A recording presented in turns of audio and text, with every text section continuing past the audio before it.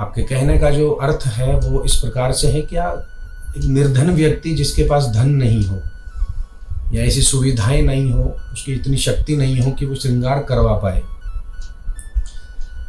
यदि वो श्रृंगार नहीं करवा पाता है, नाना प्रकार के वस्त्र, कीमती वस्त्र, बहुमूल्य वस्त्र वो भगवान को भेंट नहीं कर पाता है या आभूषण भेंट नहीं कर पाता है, तो क्या उसको कभी इस प्रकार का फल प्राप्त नहीं हो पाएगा?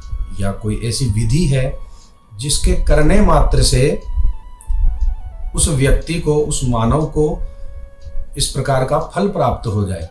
जो एक धनाढ्य व्यक्ति, जो धनी व्यक्ति इस प्रकार से जो करता है, जैसे वस्त्र चढ़ाना, आभूषण चढ़ाना, तो आपका यही प्रश्न है।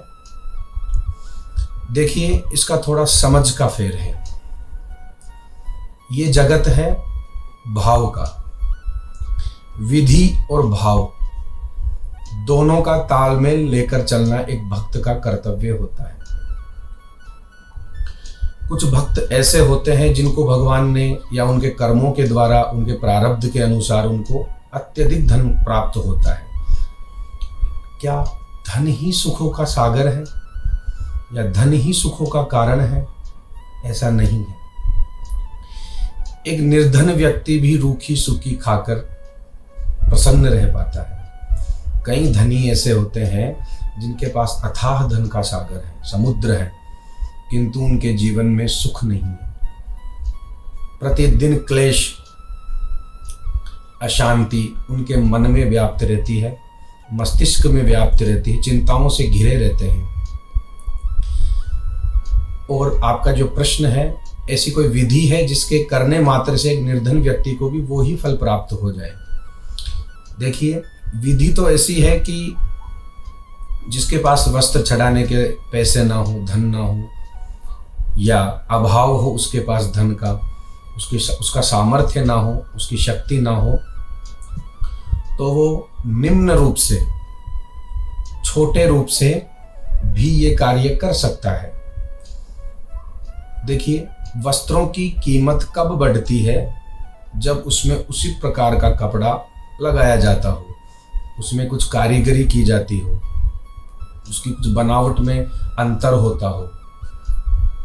वहीं निर्धन व्यक्ति अपने घर में सिलाई करके या फिर कहीं से सिलवा कर सूती वस्त्र, रेशमी वस्त्र, इस प्रकार के सिलाई करवा कर भगवान के मूर्ति की नाप लेकर ऐसे वस्त्र बनवा सकता है जो उसको महंगी से महंगी ड्रेस की 5% कीमत में ही वो मिल जाएगी और तैयार हो जाएगी।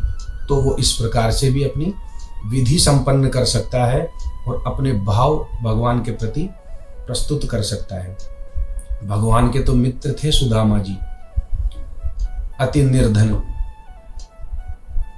निर्धन थे, किंतु कभी भगवान से उन्होंने इस प्रकार से नहीं मांगा कि हे प्रभु, मैं आपका मित्र हूँ, आपके बचपन का सखा हूँ, मुझे भी कुछ ऐसा धन प्राप्त हो, मैं भी सुखी रहूँ धन के माध्यम से। लेकिन सुदामा जी को पता था धन माध्यम नहीं है सुख का। मन में यदि संतोष धन है, मन में यदि शांति है, मस्तिष्क में यदि शांति है, दो रूखी सूखी रोटी खाकर अगर शांति मिलती है, तो वो ही सबसे बड़ा धन है, सबसे बड़ा सुख है। एक बात और आपके प्रश्न के माध्यम से ही मैं ये कहना चाहूँगा, तीन प्रकार से भगवान की भक्ति हो सकती है, कायिक, वाचिक और मानसिक रूप से। काया से, मन से और वचन से। इन इंद्रियों को सामर्थ्य अनुसार भगवान की आप भक्ति कर सकते हैं। यदि कोई स्वस्थ नहीं है, अस्वस्थ अवस्था में भी वो भक्ति करता है, तो प्रभु को एक बार तो अवश्य लगता है कि ये व्यक्ति अस्वस्थ है, फिर भी मेरी भक्ति को निरंतर कर रहा है, मेरा गुणगान, मेरा स्मरण सदैव करते रहता है। भगवान शीघ्र ही प्रसन्न होते हैं।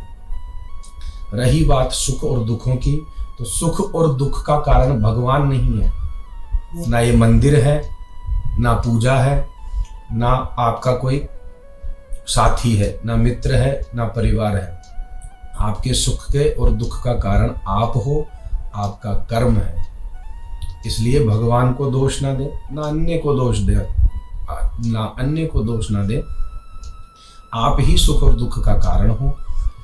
ये जो विधि मैंने बताई है ये भाव से है और विधि भी इसमें संपन्न होती है। इसलिए भाव और विधि को दोनों को मिश्रण करके आप भगवान की भक्ति इस प्रकार से कर सकते हैं। जय श्री राधे।